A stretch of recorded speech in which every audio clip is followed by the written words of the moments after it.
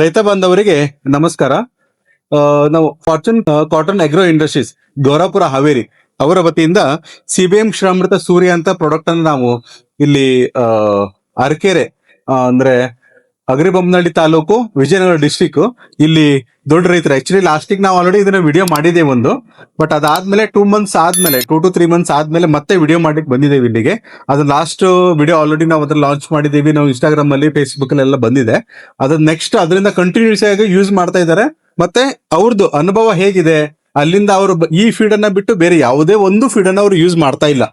ಆ ರೀತಿಯಾಗಿ ಫುಲ್ ಇಷ್ಟು ದೊಡ್ಡ ಫಾರ್ಮ್ ನಮ್ಗೆ ಎಷ್ಟು ದೊಡ್ಡ ಖುಷಿ ಅನ್ಸುತ್ತೆ ಅಂತಂದ್ರೆ, ಈ ಪ್ರಾಡಕ್ಟ್ ಅನ್ನ ನಾವು ಆಕ್ಚುಲಿ ಮಾಡಿದಕ್ಕೆ ನಮ್ ಜೀವನ ಸಾರ್ಥಕ ಆಯ್ತು ಅನ್ನೋ ಲೆವೆಲ್ ಅಲ್ಲಿ ನಮ್ಗೆ ಎಷ್ಟು ಖುಷಿ ಆಗ್ತದೆ. ಯಾಕಂತ ಹೇಳಿದ್ರೆ ಇಷ್ಟೆಲ್ಲಾ ಹಸುಗಳಲ್ಲಿ ನಮ್ಮ ಮೇಲೆ ನಂಬಿಕೆ ಇಟ್ಕೊಂಡು ಅವ್ರಿಗೆ ಇದ್ರ ಮೇಲೆ ನಂಬಿಕೆ ಬಂದು ಅವರು ಹಾಕ್ತಾ ಇದಾರೆ ಅಂತಂದ್ರೆ ನಮಗ್ ಬಹಳ ಖುಷಿ ಆಗುತ್ತೆ. ಯಾಕಂತಂದ್ರೆ ಇಷ್ಟಷ್ಟು ದೊಡ್ಡ ದೊಡ್ಡ ಹಸುಗಳಿಗೆ ಅಂತಂದ್ರೆ ಅದಕ್ಕೆ ಬಹಳಷ್ಟು ನ್ಯೂಟ್ರಿಷನ್ಸ್ ಬೇಕು. ಏನು ಅದ್ರ ಜೊತೆಗೆ ಏನ್ ಹಾಕ್ತಾರೆ, ಶೇಂಗಾ ಹಿಂಡಿ ಆಗ್ಲಿ, ಆಮೇಲೆ ಗೋಧಿ ಬೂಸ ಆಗ್ಲಿ, ಪೇಣಿ ಆಗ್ಲಿ, ಆಮೇಲೆ ಮಿಕ್ಸಿಂಗ್ ಫೀಡ್ ಅಂತ ಹೇಳಿ ಇಷ್ಟೆಲ್ಲ ಹಾಕಿದ್ರು ಸುತ್ತ ಹಸುಗಳಲ್ಲಿ ಬಹಳಷ್ಟು ನ್ಯೂನ್ಯತೆಗಳು ಇರ್ತವೆ. ಹಾಲು ಕಡಿಮೆ ಆಗೋದಾಗ್ಲಿ ಅಂತದೆಲ್ಲ ಬಹಳ ಆಗ್ತಾ ಇರ್ತದೆ. ಬಟ್ ಇದನ್ನ ಅವರು ನಂಬ್ಕೊಂಡು ಚೆನ್ನಾಗಿ ಹಾಕ್ತಿದ್ದಾರೆ. ಅದೇ ರೀತಿನೇ ಅವ್ರ ನಂಬಿಕೆನ ಉಳಿಸುವಲ್ಲಿ ನಮ್ಮ ಶ್ರೀರಾಮೃತ ಸಿಬಿಎಂ ಶ್ರೀರಾಮೃತ ಸೂರ್ಯ ಸುತ್ತ ಯಶಸ್ವಿ ಆಗಿದೆ. ಕಂಟಿನ್ಯೂಸ್ ಆಗಿ ಆಲ್ಮೋಡಿ 3-4 ತಿಂಗಳಿಂದ ಅವ್ರು ಕಂಟಿನ್ಯೂಸ್ ಯೂಸ್ ಮಾಡ್ತಾ ಇದ್ದಾರೆ. ಅಂತ ಒಬ್ಬ ಸಾಧಕರು ಅವರು ಆಕ್ಚುಲಿ ಸಿದ್ದೇಶ ಇದು ಫಾರ್ಮ್ ಅಂತ ಹೇಳಿ ಅರಕೆರೆ, ಅವರು ಅದ್ರ ಓನರ್ ಅವರಿಲ್ಲ, ಬಟ್ ಅವ್ರ ಬ್ರದರ್ ಇಲ್ಲೇ ಇದ್ದಾರೆ. ಅವ್ರ ಜೊತೆಗೆ ಇವತ್ತು ನಾವು ಇಂಟರ್ವ್ಯೂನ ಮಾಡೋಣ ಅಂತ ಹೇಳಿ ಖುಷಿ ಅನಿಸ್ತದೆ. ಈಗ ಅವರನ್ನ ಪರಿಚಯ ಮಾಡ್ಕೊಡ್ತೀವಿ ನಿಮ್ಗೆ. ಸರ್, ತಮ್ಮ ಹೆಸರು? ಸರ್, ವೀರೇಶ್ ಅಂತ ಹೇಳಿ. ವೀರೇಶ್ ಅಂತ ಸರ್.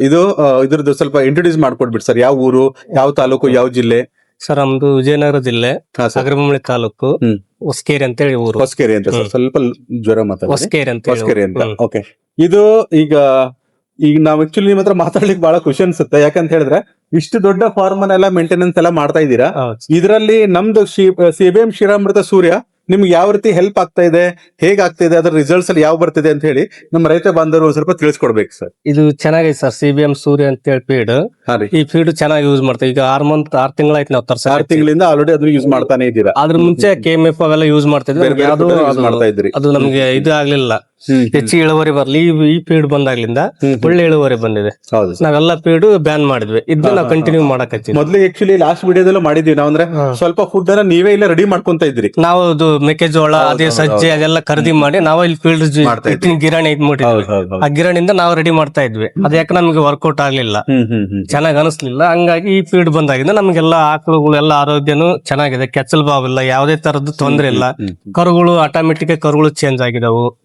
ಒಂದು 40-50 ಆಕಳಿದಾವ. ಆಕಳೆಲ್ಲ ಸೈನಿಂಗ್ ಬಂದಿದಾವು. ಈಗ ಆಕಳು ಇಲ್ಲಿ 40-50 ಆಕಳಿದೆ. ಹೌದು, ಇದಾವೆ. ಕರುಗಳು ಎಷ್ಟಿದಾವ ಸರ್? ಕರುಗಳು ಒಂದು 20 ಕರುಗಳಿದೆ. ಆಕಳು 25 ಕರುಗಳು ಆಗ್ತಾವ್ರಿ. ಆಮೇಲೆ ಎಮ್ಮೆಗಳು ಎಷ್ಟಿದಾವ ಸರ್? ಎಮ್ಮೆಗಳು 20-30 ಎಮ್ಮೆ ಇದಾವ್ರಿ. 30 ಎಮ್ಮೆಗಳಿದಾವೆ. 30 ಎಮ್ಮೆ ಕರುಗಳು ಎಷ್ಟಿದಾವ್ರಿ? ಕರುಗಳು 20 ಇದಾವ್ರಿ. ಈಗ ನೀವು ಎಲ್ಲಾ ಟೋಟಲ್ ಸೇರಿದ್ರೆ ಒಂದು 150-210. ಹೌದು, 150-200 ಆಗ್ತಾವ್ರಿ. ಈಗ ಮತ್ತೆ ಬರ್ತಾ ಇದಾವ್ರಿ ದನ. ನಾವು ತರಿಸ್ತಾ ಇದೀವಿ ಆಕಳುಗಳು.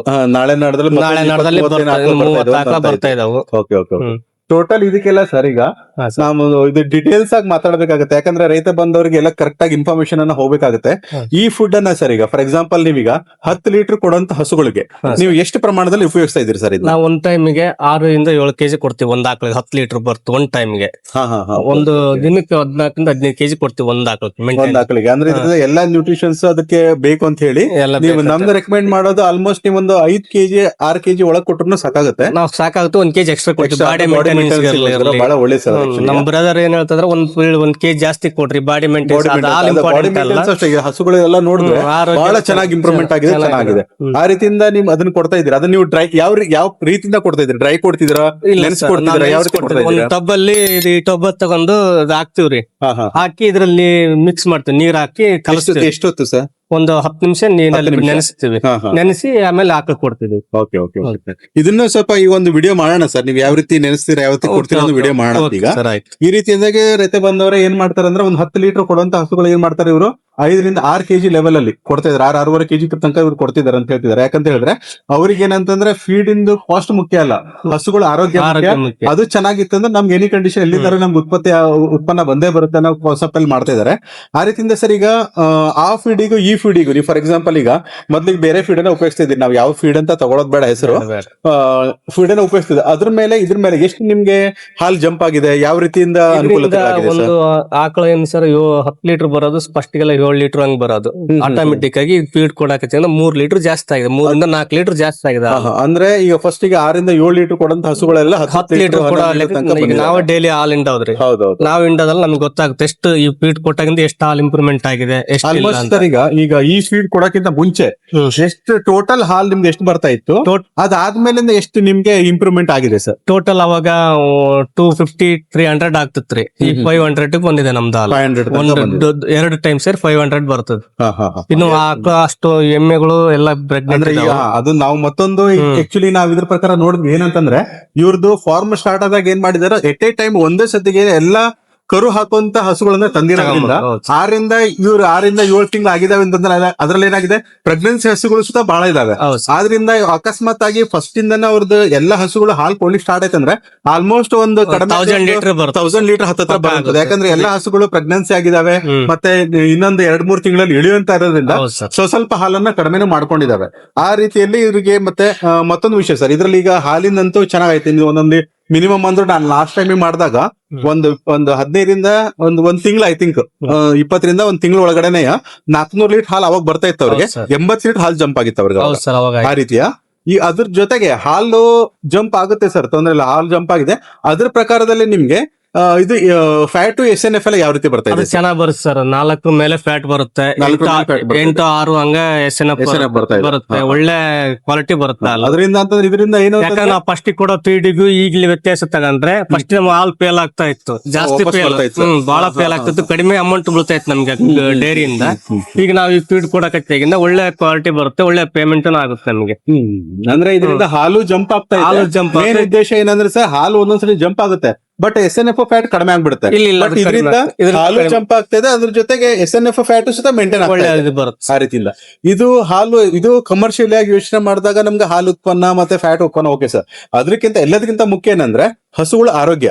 ಆ ಉದ್ದೇಶದಲ್ಲಿ ಸರ್ ಇಷ್ಟು ದೊಡ್ಡ ಫಾರ್ಮ್ ಇದೆ, ಇದಕ್ಕೆ ನಿಮ್ಗೆ ಎಷ್ಟು ದಿನಕ್ಕೆ ಒಂದ್ಸತಿ ಡಾಕ್ಟರ್ಸ್ ಆಗ್ಲಿ ಅವರು ಎಲ್ಲ ಬರ್ತಿರ್ತಾರೆ ಸರ್ ಚೆಕ್ ಮಾಡ್ಲಿಕ್ಕೆಲ್ಲ? ಮೊದ್ಲು ಹೆಂಗ್ ಬರ್ತಾ ಇದ್ರೆ ಹೆಂಗ್ ಬರ್ತಾ ಇದಾರೆ? ಈಗ ಕಡಿಮೆ ಆಗಿದೆ ಸರ್ ಡಾಕ್ಟರ್. ಏನು ನಮ್ಗೆ ಹಾಕಕ್ ಯಾವ್ದೇ ತರ ಸಮಸ್ಯೆ ಬರ್ತಾ ಇಲ್ಲ. ಟೋಟಲ್ ಆಗಿ ಫೀಡ್ ಕೊಟ್ಟಾಗಿಂದ ಯಾವ್ದೇ ತರ ಸಮಸ್ಯೆ ಇಲ್ಲ. ಫಸ್ಟ್ ಗೆಲ್ಲ ನಾವು ರೆಡಿ ಮಾಡೋ ಫೀಡ್ ಅವು ಹೊರಗಡೆ ಫೀಡ್ ತಗೊಂಡಿಲ್ಲ, ಅವಾಗೆಲ್ಲ ಸಮಸ್ಯೆ ಏನೇನ್ ಸಮಸ್ಯೆ ಬರ್ತಾ ಇದ್ವಿ ಸರ್ ಅವಾಗ? ಕೆಚ್ಚಲ್ ಬಹಳ ಚಿಂತಿರಲಿಲ್ಲ, ಅದನ್ನ ಡ್ರೈ ಅದನ್ನ ಫೀಡ್ ಚೆಲ್ಲಂಗ ವ್ಯವಸ್ಥೆ ಆಗಿತ್ತು ನಮ್ದು ಅವಾಗೆಲ್ಲ. ಈಗ ಜ್ವರ ಗಿರ ಎಲ್ಲ ಬರ್ತಾ ಇತ್ತು ಸರ್? ಜ್ವರನೂ ಬರ್ತಾ ಇತ್ತು.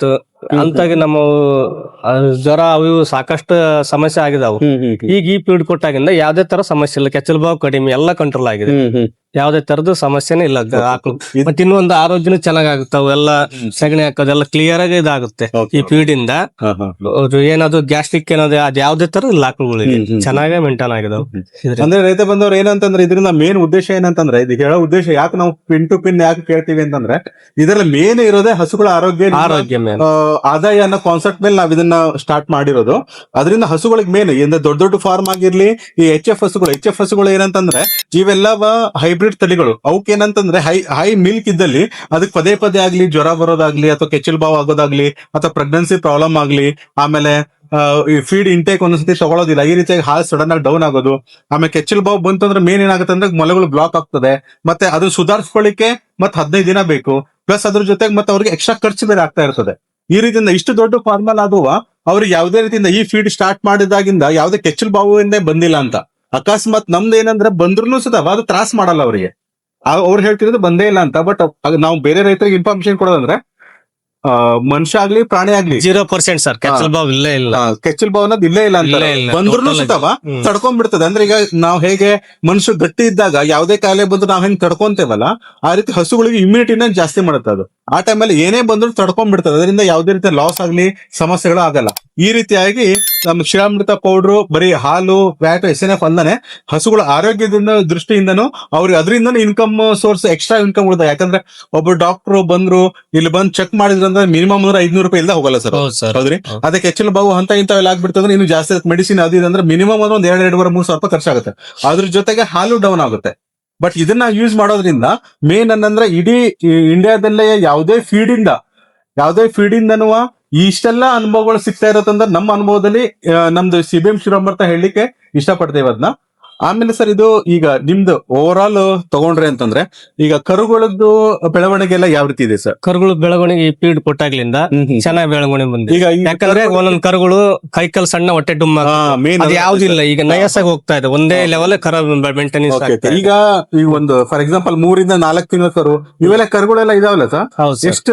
ಎಷ್ಟು ಆಕ್ಚುಲಿ ತಿಂಗಳದ್ದು ಎಷ್ಟು? 4-5 ತಿಂಗಳು ಸರ್. ಇದಕ್ಕೆಲ್ಲ ಎಷ್ಟು ಪ್ರಮಾಣದಲ್ಲಿ ಕೊಡ್ತೀರಾ ಸರ್? ನಾವು 1 ಕೆಜಿ 1.5 ಕೆಜಿ ಕೊಡ್ತಾ ಇದೀವಿ. ಹೌದು ಸರ್, ಈ ಕರುಗಳಿಗೂ ಸುತ್ತ ಆ ಪ್ರಮಾಣದಲ್ಲಿ ಕೊಡ್ತಾ ಇದ್ದೀರಾ? ಸರ್ ಅಷ್ಟು ತಿಂತದೆ ಸರ್, ಯಾವ್ದು ಉಳಿಸ್ತಾ ಇಲ್ಲ. Okay okay okay. ಅಂದ್ರೆ ಹಂಗ ಆದ್ರೆ ನಿಮ್ಗೆ ನೆಕ್ಸ್ಟ್ ಇದೇ ಕರುಗಳೇ ನಿಮ್ಗೆ 10-15 ಲೀಟರ್ ಕೊಡಂತ ಕರುಗಳು ಆಗ್ತಾವ ಸರ್. ಯಾಕಂತಂದ್ರೆ ನಾವು ಲಕ್ಷ ಗಟ್ಲೆ 1 ಲಕ್ಷ 2 ಲಕ್ಷ 3 ಲಕ್ಷ ಕೊಟ್ಕೊಂಡು ಹಸು ತಗೊಂಡ್ಬರ್ತೀವಿ ಬೇರೆ ಕಡೆ.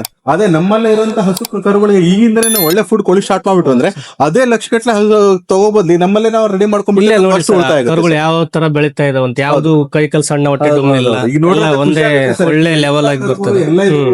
ಯಾಕಂದ್ರೆ ಪ್ರತ್ಯಕ್ಷವಾಗಿ ಇದಾವೆ ಸರ್. ನಾವು ಸುಳ್ಳು ಹೇಳೋದು ಅದು ಅಂತ ಅದೇನಿಲ್ಲ, ಎದುರಿಗೆ ನಾವು ವಿಡಿಯೋ ನೋಡ್ಬೋದು, ಎಲ್ಲ ನೋಡ್ಬೋದು. ಎಲ್ಲಾ ಕರುಗಳು ಒಳ್ಳೆ ಹೆಲ್ದಿಯಾಗಿ ಚೆನ್ನಾಗಿ ಎಲ್ಲ ಬಾಡಿ ಮೇಂಟೆನ್ಸ್ ಎಲ್ಲ ಬಹಳ ಚೆನ್ನಾಗೆಲ್ಲ ಇದೆ. ಆಕ್ಚುಲಿ ಇದೆಲ್ಲ ನೋಡ್ರಿ ಬಹಳ ಖುಷಿ ಅನ್ಸುತ್ತೆ. ಇದ್ರ ಜೊತೆಗೆ ಸರ್ ಎಮ್ಮೆಗಳು ಮೇನ್ ಇರೋದಂತಂದ್ರೆ ಈಗ ನಮ್ಗೆ ಆಶ್ಚರ್ಯ ಏನಾಗುತ್ತೆ ಅಂತಂದ್ರೆ ಇಷ್ಟು ದೊಡ್ಡ ಮುರ್ರಾ ಆಗಿರ್ಬೋದು, ಜಾಫ್ರಾಬಾದಿ ಎಮ್ಮೆಗಳು, ಇಷ್ಟು ದೊಡ್ಡ ಎಮ್ಮೆಗಳನ್ನೆಲ್ಲ ಇದು ಮಾಡ್ಕೊಂಡಿದೀರಾ. ನಿಮ್ಗೆ ಅದಕ್ಕೂ ಸುತ್ತ ನೀವು ಇದನ್ನೇ ಹಾಕ್ತೀರಾ ಅಂತ ಹೇಳ್ತಿದೀರಾ? ಫುಲ್ ಕಂಪ್ಲೀಟ್ ಆಗಿ ಹಾಕ್ತಿದೀರಾ? ಇದು ಬಿಟ್ರೆ ಬೇರೆಯವ್ರ ಯಾವುದೇ ಹತ್ತಿಕಾಳು ಹಿಂಡಿ, ಶೇಂಗಾ ಹಿಂಡಿ ನಾವೆಲ್ಲ ಮೊದ್ಲೆಲ್ಲ 10 ತಿಂಗಳಿಂದ ಹತ್ತಿಕಾಳು ಹಿಂಡಿ ಕೊಟ್ಟೂರಲ್ಲಿ ಪರ್ಚೇಸ್ ಮಾಡ್ಕೊಂಡ್ ಬರ್ತಿದ್ವಿ. ಕೊಟ್ಟೂರಲ್ಲಿ ತಗೋತಾ ಇದ್ರಿ? ಕೊಟ್ಟೂರಿಂದ ತಗೊಂಡ್ಬರ್ತಾ ಇದ್ವಿ. ಇದು ಯಾವಾಗ ಬಂತು ನಾವು ಅವರಿಂದ ಎಲ್ಲಾ ಪೀಡ್ ಸ್ಟಾಪ್. ಅಂದ್ರೆ ಅದು ಎಲ್ಲದನ್ನು ಬಿಟ್ಟು ಬರೀ ಇದು ಒಂದೇ ದೊಡ್ಡ. ನಾನು ಆಕ್ಚುಲಿ ಲಾಸ್ಟ್ ಟೈಮ್ ಬಂದಾಗ ವಿಡಿಯೋ ಮಾಡಿದಾಗ ಅದು ಎಮ್ಮೆಗಳು ಸ್ವಲ್ಪ ವೀಕ್ನೆಸ್ ಅಂತ ಕಾಣಿಸ್ತಾ ಇತ್ತು ನಮ್ಗೆ. ಬಟ್ ಈಗ ನೋಡಿದಾಗ ಬಹಳ ಖುಷಿ ಅನಿಸ್ತದೆ. ಎಲ್ಲವೂ ಬಹಳ ಚೆನ್ನಾಗಿ ಇಂಪ್ರೂವ್ಮೆಂಟ್ ಆಗಿದಾವೆ, ಮೈಕೈ ತುಂಬಿಕೊಂಡು ಎಲ್ಲ ಬಹಳ ಚೆನ್ನಾಗೆಲ್ಲ ಇಂಪ್ರೂವ್ಮೆಂಟ್ ಆಗಿದಾವೆ.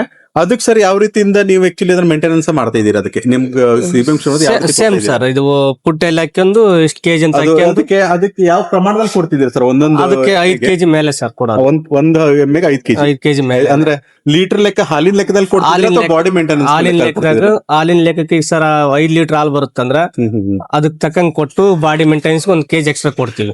ಆ ಟೈಪ್ ಕೊಡ್ತಾ ಇದೀವಿ ಸರ್. ಒಂದೊಂದು ಎಮ್ಮೆಗೆ ಮಿನಿಮಮ್ ಅಂದ್ರೆ ಒಂದು 5 ಕೆಜಿ ತನಕ.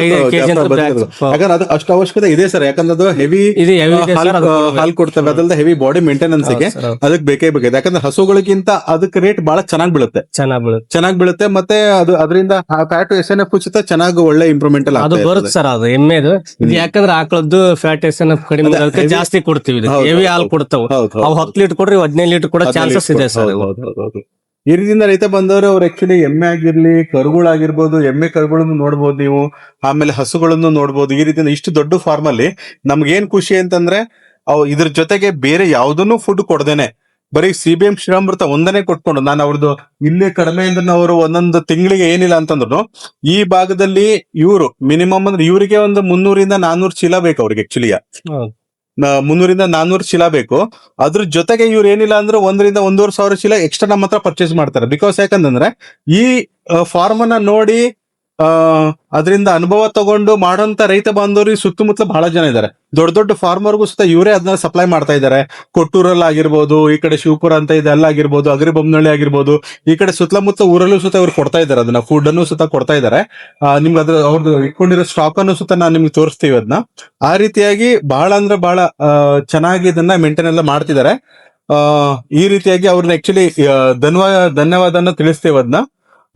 CBM ಶ್ರೀರಾಮೃತ ಇದೇ ರೀತಿನೇ ನಾವು ಅಷ್ಟೇ ನಮ್ಮ ಕೈಲಾದಷ್ಟು ಇನ್ನೂ ಚೆನ್ನಾಗಿ ಬೇರೆ ಬೇರೆ ಪ್ರಾಡಕ್ಟ್ಸ್ ಅನ್ನು ಸುತ್ತ ಲಾಂಚ್ ಮಾಡ್ತಾ ಇದ್ದೀವಿ. ಇನ್ನೊಂದು ತಿಂಗಳೊಳಗಡೆ ನಮ್ದು ಪ್ಯಾಲೆಟ್ಸ್ ಎಲ್ಲ ಬರ್ತಾ ಇದೆ. ಆಮೇಲೆ 21% ಇಂದ 23-25% ತನಕ. ಆಮೇಲೆ ಶೀ ಫೀಡು, ಈ ರೀತಿಯಿಂದ ಎಲ್ಲಾ ಫೀಡ್ ಎಲ್ಲ ಬರ್ತಾ ಇದೆ. ಅದನ್ನು ಸುತ್ತ ಬರುವಂತ ದಿನಗಳಲ್ಲಿ ಅದನ್ನು ಉಪಯೋಗಿಸಿ ಇನ್ನೂ ಹೆಚ್ಚಿನ ಅನುಕೂಲ ಮಾಡ್ಕೊಳಕ್ಕೆ ನಾವು ವ್ಯವಸ್ಥೆನ ಮಾಡ್ಕೊಡ್ತೀವಿ ಅದನ್ನ. ಇಷ್ಟೆಲ್ಲ ಹೊತ್ತು ನಮ್ಗೆ ಇದ್ರ ಬಗ್ಗೆ ಇನ್ಫಾರ್ಮೇಶನ್ ಕೊಟ್ಟು ಎಲ್ಲಾ ಅನುಭವನ ಹಂಚ್ಕೊಂಡಿದ್ದಕ್ಕೆ ಸರ್ ಧನ್ಯವಾದಗಳು ಸರ್. ನಮಸ್ಕಾರ ಸರ್. ನಮಸ್ತೆ ರೀ.